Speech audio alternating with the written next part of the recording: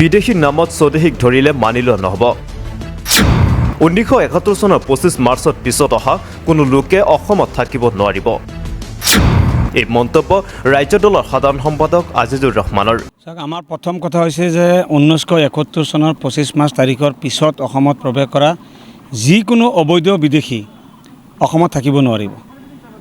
আৰু 1971 চনৰ 25 মাৰ্চ তাৰিখৰ পূৰ্বৰ যিসকল লোক তেওঁ হিন্দু হওক মুছলমান হওক সকলো 71 চনৰ 25 মাৰ্চ তাৰিখৰ পূৰ্বৰ সকলোখিনি লোকেই ভাৰতীয় নাগৰিক আৰু তেওঁলোকক আমি সমান মৰ্যাদা আৰু সমান অধিকাৰ দিব লাগিব।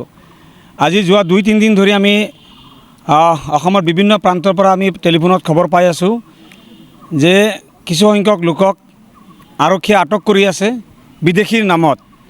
আমি আৰক্ষী কৰ্তৃপক্ষক অসম চৰকাৰক বা ভাৰত চৰকাৰক আমি আহ্বান কৰোঁ, যিসকল অবৈধ বিদেশী আপোনালোকে তেওঁলোকক ধৰক, আমাৰ কোনো আপত্তি নাথাকিব, আমি সহযোগ কৰিম। কিন্তু বিদেশীৰ নামত কোনোবা এজন স্বদেশী লোকক হাৰাশাস্তি কৰে যদি সেয়া কিন্তু মানি লোৱা নহ'ব। নিৰ্বাচন আহি আছে, অতদিন আপোনালোকে পাহৰি আছিলে, এতিয়া নিৰ্বাচন আহি আছে, এতিয়া আপোনালোকৰ নাটক আৰম্ভ হৈছে। গতিকে এই ধৰণৰ যদি সংখ্যালঘু মুছলিম মানুহক টাৰ্গেট কৰি বিদেশীৰ নামত পুনৰাই যদি ৰাজ্যখন উত্তপ্ত কৰিব বিচাৰে তেতিয়া কিন্তু আমি হাত সাবটি বহি নাথাকোঁ। আমি গণতান্ত্ৰিকভাৱে আমি আন্দোলনৰ কাৰ্যসূচী ল'বৰ কাৰণে বাধ্য হ'ম। আমি চৰকাৰক পুনৰাই আহ্বান কৰোঁ যে 1971 চনৰ 25 মাৰ্চ তাৰিখৰ পিছত অসমত প্ৰৱেশ কৰা হিন্দু হওক মুছলমান হওক অবৈধ বিদেশীক আপোনালোকে চিনাক্তকৰণ কৰি তেওঁলোকক কৰায়ত্ব কৰি ভাৰতবৰ্ষৰ সীমান্ত পাৰ কৰি বাংলাদেশ নহয় আমেৰিকাত পঠিয়াই দিলেও আমাৰ কোনো আপত্তি নাই, আমি সহযোগ কৰি গৈ থাকিম। কিন্তু বিদেশী চিনাক্তকৰণৰ নামত, বিদেশী খেদাৰ নামত স্বদেশী মানুহক থানাত আটক কৰি ৰাখা এই কথাটো কোনোপধ্যে মানি লোৱা নহ'ব। আজি আমি খবৰ পোৱা মতে গুৱাহাটী মহানগৰৰ পৰা, লখিমপুৰৰ পৰা, বিভিন্ন ঠাইৰ পৰা বিভিন্নজন লোকক আটক কৰা হৈছে। তেওঁলোকৰ নাম NRCত আছে। তেওঁলোকৰ নামত কোনো ফৰেনাৰ্ছ ট্ৰাইব্যুনেলতে কোনো ধৰণৰ গোচৰ পেণ্ডিঙো নাই বা তেওঁলোকক বিদেশী হিচাপে তেওঁলোকক কোনো ধৰণৰ ডিক্লেয়াৰো কৰা নাই। দলগাঁৱতো 7জনক ধৰা হৈছে বুলি আমি খবৰ পালোঁ।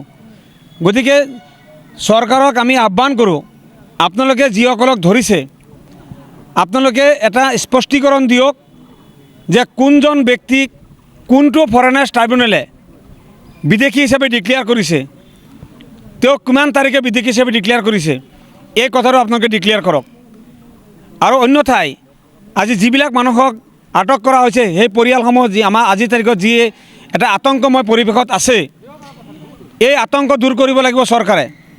গতিকে চৰকাৰে যদি সঠিকভাৱে এই গোটেই বিষয়টো টেকেল নকৰে তেতিয়াহ'লে আমি ৰাইজৰ দলৰ ফালৰ পৰা আমি এক বৃহৎ আকাৰে গণতান্ত্ৰিক আন্দোলনৰ কাৰ্যসূচী ল'বৰ কাৰণে আমি বাধ্য হ'ম।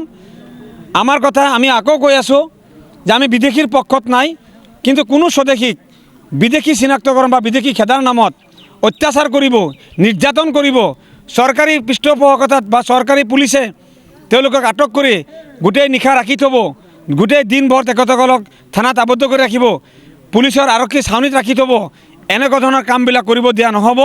গতিকে চৰকাৰে যিসকলক আটক কৰি আছে তেওঁলোকৰ স্পষ্টীকৰণ দিয়ক যে তেওঁলোক সঁচাকৈ বিদেশী নে আচলতে স্বদেশী হয়।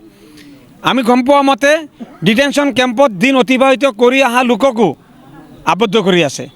মাননীয় উচ্চতম ন্যায়ালয়ে নিৰ্দেশনা দিছে যিসকল লোক ডিটেনশ্যন কেম্পত আবদ্ধ হৈ থাকে তেওঁলোকক 2 বছৰ অতিক্ৰম কৰাৰ পিছত তেওঁলোকক মুকলি কৰি দিব লাগিব।